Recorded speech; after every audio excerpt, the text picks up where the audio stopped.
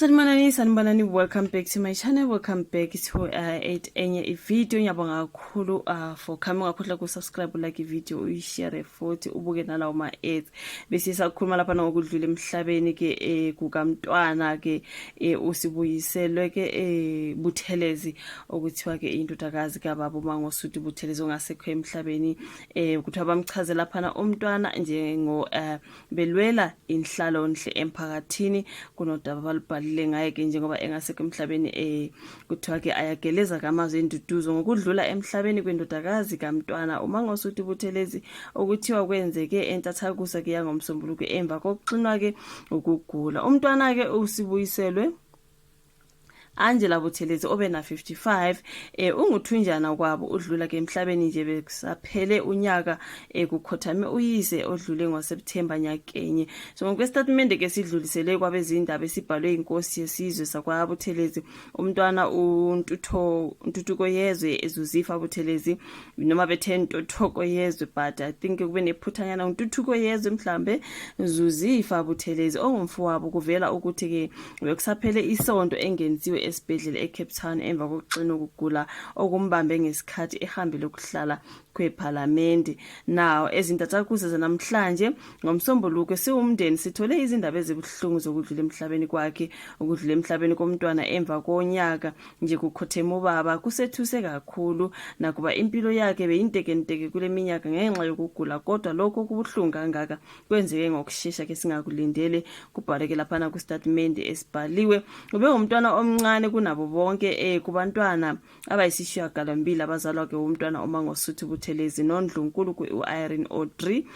Thandekile Buthelezi ushiye indodakazi yakhe ewuzinyo bulala uMtwana ke uNtando Keiruka that's if I'm pronouncing that I think it's Keiruka Keiruka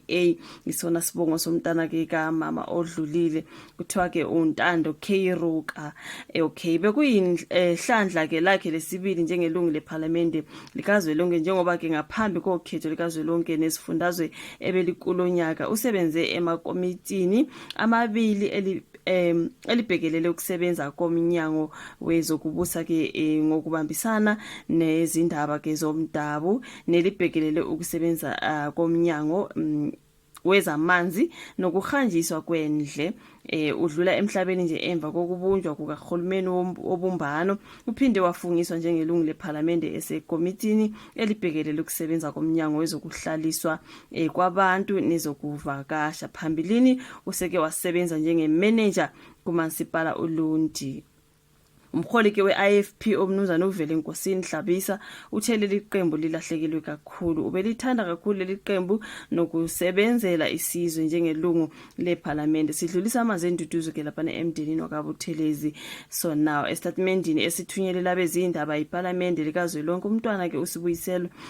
uchazwe njengobezinikele emsebenzini wakhe izwi lakhe elizokhumbuleka njengelinesigqi ekuletheni ke uguquko oluhlabahlosile ekhuluma ke ngezidingo zabantu abasemazingeni aphansi kakhulu abavela emphakathini aphuma kuwo kwaZulu Natal konke lokho kubhalwe ke lapha ku statement undunankulu kwaZulu Natal kumnumzana uThami Ntuli uthe isifundazwe sonke sigubuzelwe yife lemnyama ke ngokudlula kwalomholi egameni labantu bakulesi sifundazwe ngithanda ukudlulisa amazwi enduduzo emndenini nasisizweni sakwaButhelezi ukudlula kwakhe emhlabeni kusikhumbuza ke ukuzinikela komndeni wakwaButhelezi ekulweleni impilo engcono kubantu nenkululeko iaction ekseyiyona ke kwaZulu Natal nayo idlulise amazwi enduduzo emndenini wakwaButhelezi kanti iNFP ithe izomkhumbula njengoba ebeukhuthalele umphakathi ewusebenzela iEFF kwaZulu Natal nayo ithumela amazwi enduduzo ifisela ke umndeni ukuqina kulesi simo obhekane nazo kubikwa ukuthi inkonzo ke yomngcwabo wakhe izokuba ngomgqibelo kuseni kwaphinda ngene isona story sibhalwe lapha ke ngomama odlulile emhlabeni obe indodakazi kaBaba ke uMangosuthu Buthelezi odlule emhlabeni nyakenye kuthiwa bese kunonyaka nje adlula nje bakuzodlula ke uMtwana wakhe uMtwana uSibuyiselwe eButhelezi. May he so rest in peace you guys. Okunye nokunye kuzolandela ngizomake sure ukuthi ngiyana update abafethu. Siyabonga kakhulu ukuthi niyibuke le video njengoba ngithi angini update ngoba ngingathola ukuthi kuthiwa kasekho emhlabeni ngasembona ke ngathi kunodaba lungathi lunabile kancane mhlambe sithi ulufunda nabo kusizozwa okunye ebesingakuzwanga something like that. So like, subscribe, share, sizobonana futhi kwenye izobilandela. Bye.